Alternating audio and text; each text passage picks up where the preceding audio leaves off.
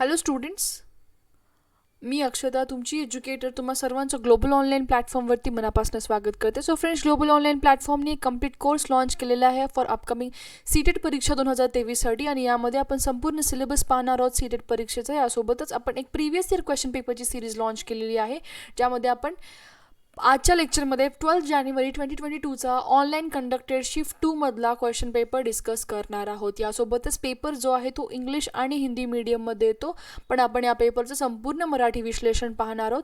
पेपरमध्ये येणारे प्रश्न इझी टू मॉडरेट लेवलचे आहेत, बट द डिफिकल्टी लेवल जे स्टुडंट फेस करत आहेत ते आहे टाईम मॅनेजमेंट. म्हणून याकरिता आपण डिटेल सोल्युशन सोबतच शॉर्ट आणि स्मार्ट ट्रिक्स प्रोव्हाइड करू, जेणेकरून तुम्ही कन्फर्म टार्गेट 30पैकी 30 गुण प्राप्त करण्याचा ते इझिली करू शकाल. यासोबतच सेंट्रल टीचर एलिजिबिलिटी टेस्टसाठी जो कंप्लीट कोर्स लॉन्च केलेला आहे ग्लोबल ऑनलाईन ॲप्लिकेशनच्या द्वारे for paper 1 as well as for the paper 2, याला एनरोलमेंट घेण्यासाठी तुम्ही ग्लोबल ऑनलाईन ॲप्लिकेशनच्या द्वारे करू शकता. फ्रॉम दी प्ले स्टोर किंवा दिलेल्या नंबरवरती कॉन्टॅक्ट करा कोर्सच्या एनरोलमेंटसाठी.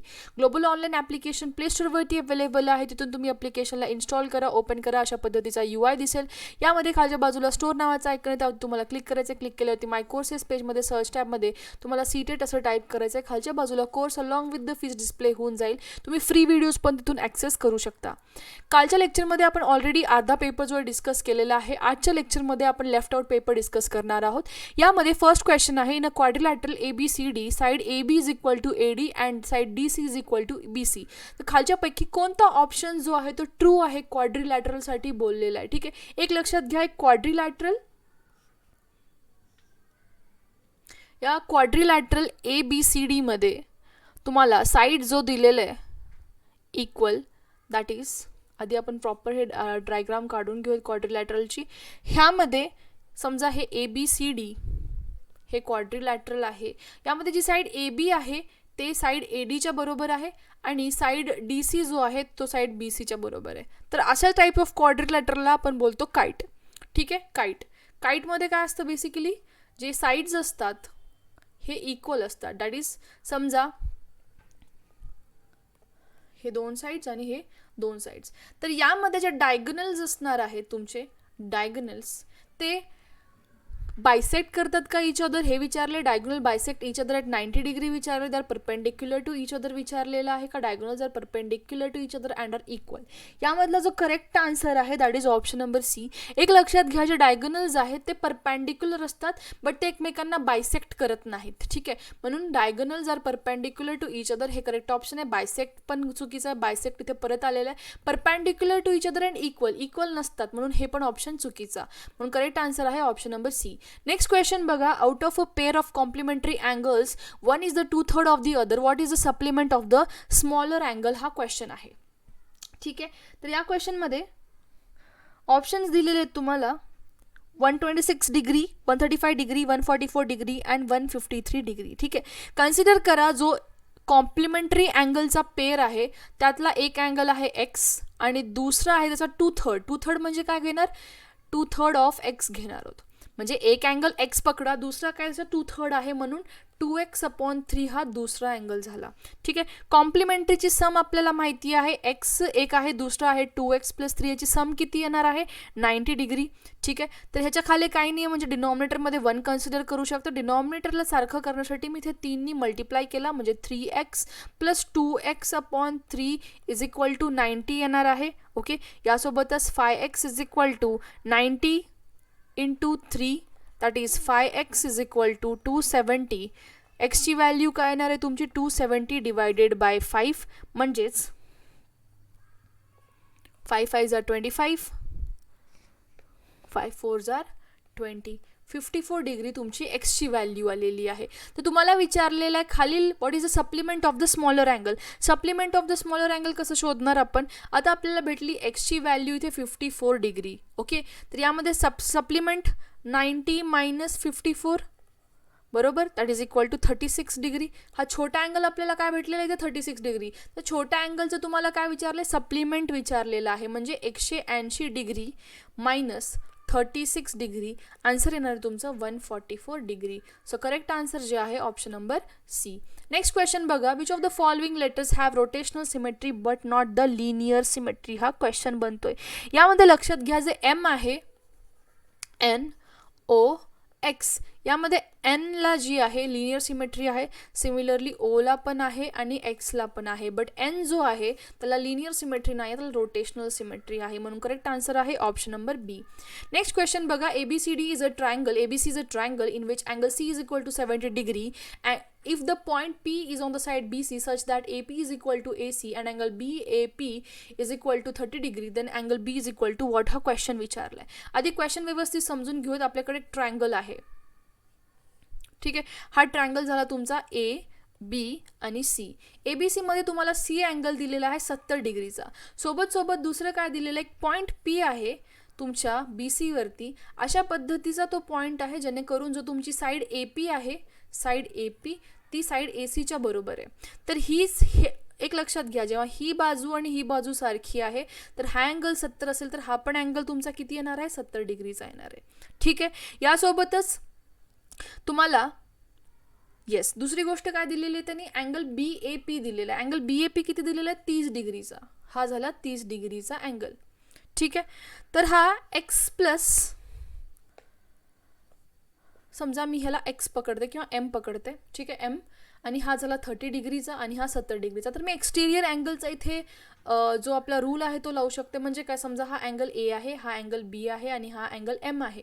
तर अँगल M कशाच्या बरोबर असते, यामध्ये A प्लस बीच्या बरोबर असते. सिमिलरली 70 डिग्री कशाच्या बरोबर येणार आहे, 30 डिग्री प्लस एमच्या बरोबर येणार आहे. That is M plus 30 degree is equal to 70 degree. तर एमची व्हॅल्यू मला इथे काय भेटलेली आहे, 70 मायनस 30, म्हणजे एमची व्हॅल्यू आलेली आहे इथे 40 डिग्री, ठीक आहे. आपल्याला क्वेश्चनमध्ये काय विचारलंय त्यांनी, फाइंड आउट दी अँगल बी, आणि अँगल बीची व्हॅल्यू आपल्याला काय आली, 40 डिग्री. आपल्याला फक्त लॉ माहिती असायला पाहिजे, रूल माहिती असायला पाहिजे की जेव्हा दोन साईड इक्वल असतात ह्या, तर हा अँगल आणि हा अँगल सारखा असतो. सोबतच या दोघांचे जे सम आहेत तो कशाच्या बरोबर असणार आहे, एक्सटिरियर अँगलच्या 70च्या. म्हणून त्या दोन प्रॉपर्टीजच्या थ्रू आपण डिरेक्टली आन्सर फाइंड आउट केलेलं आहे. क्वेश्चन नंबर 15 बघा आता, ABC and DEF are two triangles, ज्यामध्ये तुम्हाला AB is equal to 5 centimetre दिलेलं आहे, BC 6 centimetre, AC 4 centimetre, DE 6 centimetre, EF 4 centimetre, DF 5 centimetre. तर खालीलपैकी कोणतं ट्रू आहे विचारलेलं. ऑप्शन थोडेसे मिसिंग आहेत.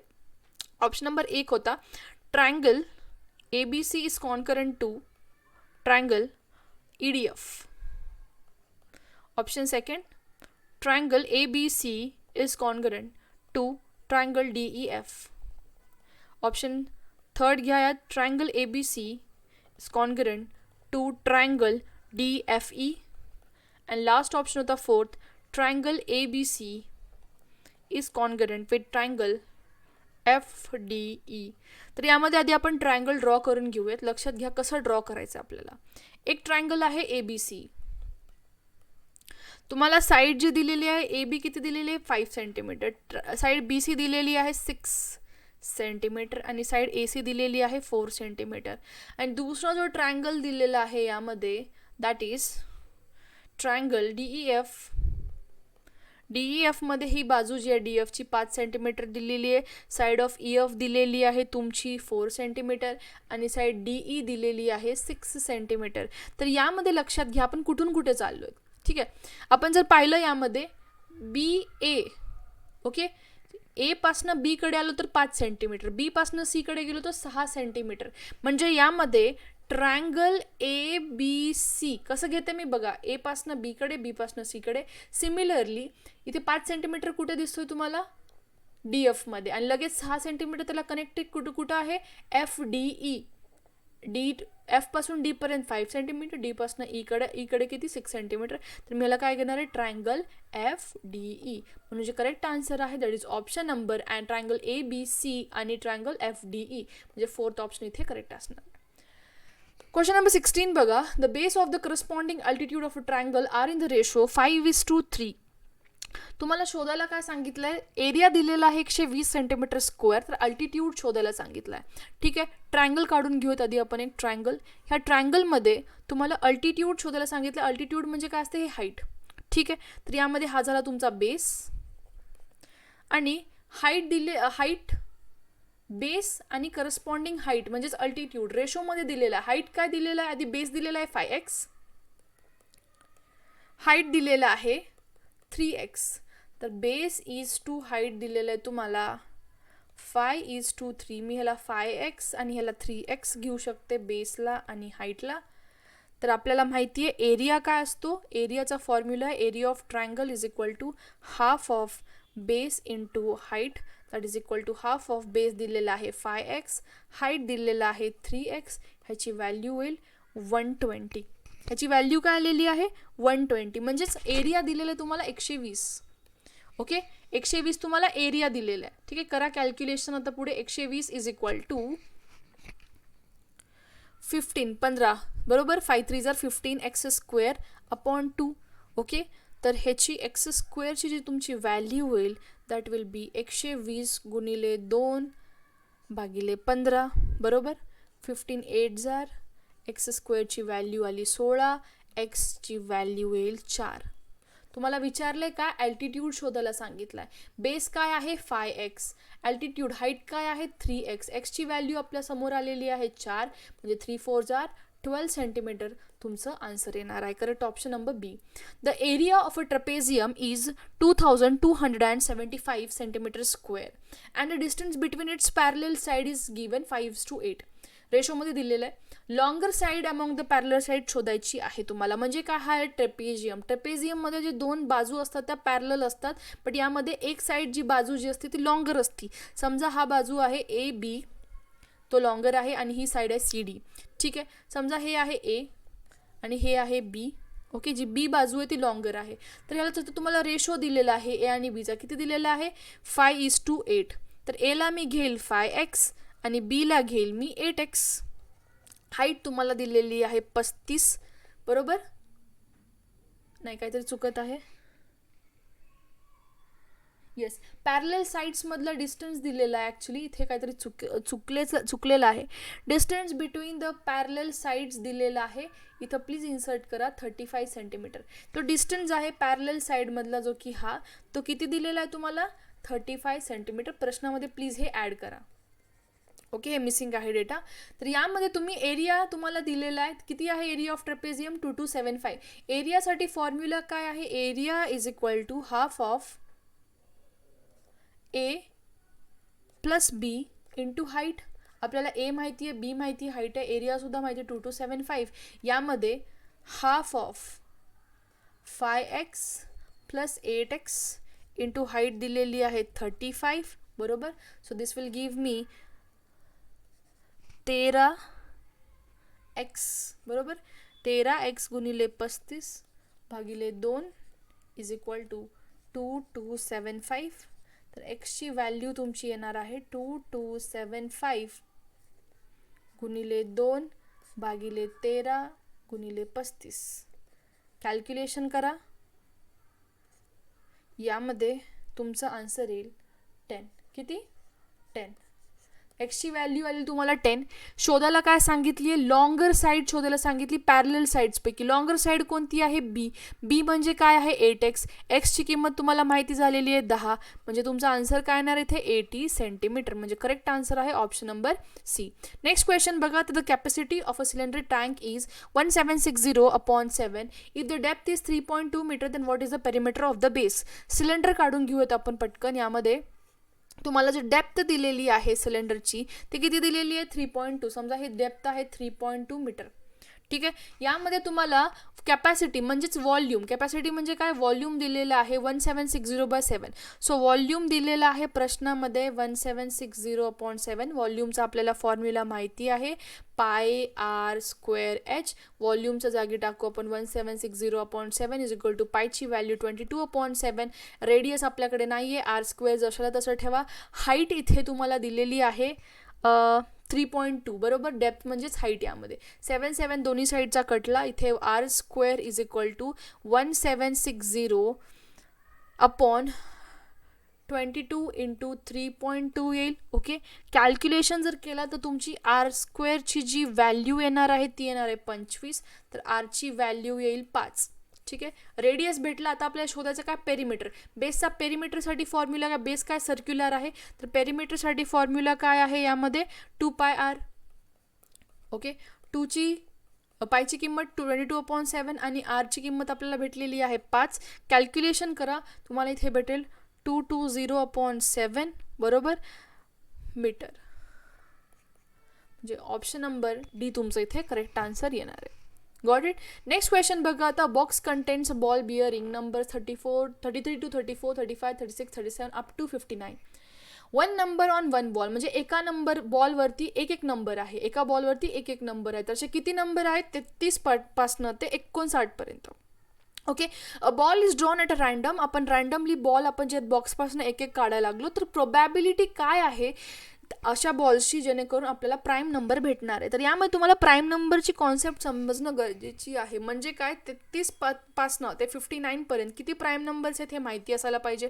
प्राईम नंबर्स किती आहेत? 37, 41, 43, 47, 53, 59 हे झाले सगळे टोटल तुमचे prime number.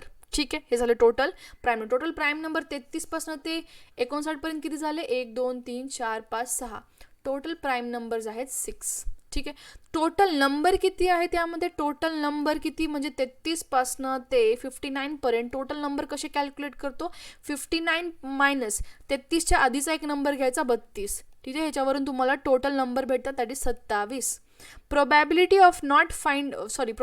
Of finding the prime number असं विचारलेलं आहे तुम्हाला. Probability of finding the prime number कसं भेटणार? टोटल प्राईम नंबर किती आहे? 6. टोटल बॉल्स किती आहे? 27. म्हणजे 6/27 म्हणजे 2/9 तुमचा आन्सर येणार, that is option number first. तर तुम्हाला क्वेश्चन असा विचारला असता की probability of not finding the prime number, तर तुम्ही आन्सर काय टाकलं असतं प्लीज मला एकदा कॉमेंट सेक्शनमध्ये ड्रॉप करून कळवा. Probability of not finding a prime नंबरचं.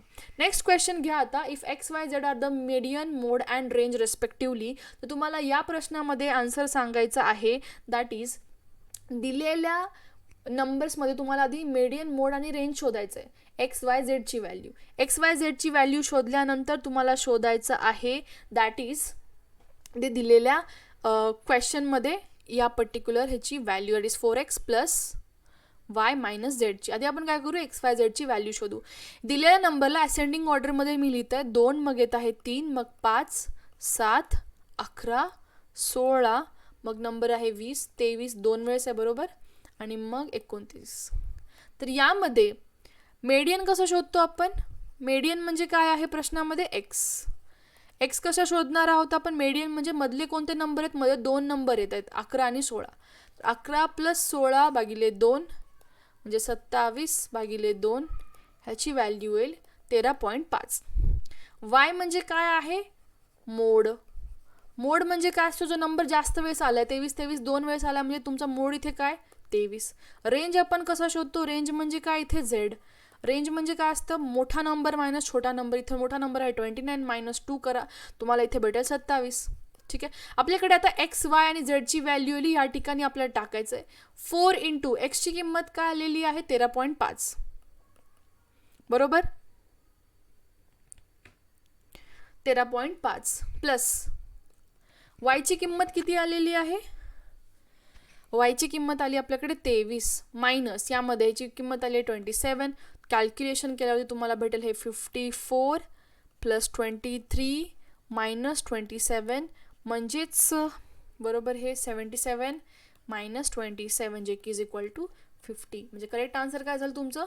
50. ओके, अशा पद्धतीने तुम्हाला सॉल्व्ह करायचं आहे. So this was end of today's lecture, ज्यामध्ये आपण क्वेश्चन पेपर जो होता 12 जानेवारी 2022चा मॅथमॅटिक्स फिटेड पेपर 2 आपण डिस्कस केलेला आहे आणि आपण पूर्ण पेपर कंप्लीट केला. So thank you for watching the video. Video आवडला असेल तर नक्की लाईक करा, कॉमेंट करा, चॅनलला नवीन असेल तर सबस्क्राईब करा. Thank you for watching my video. Have a great day everyone. Bye.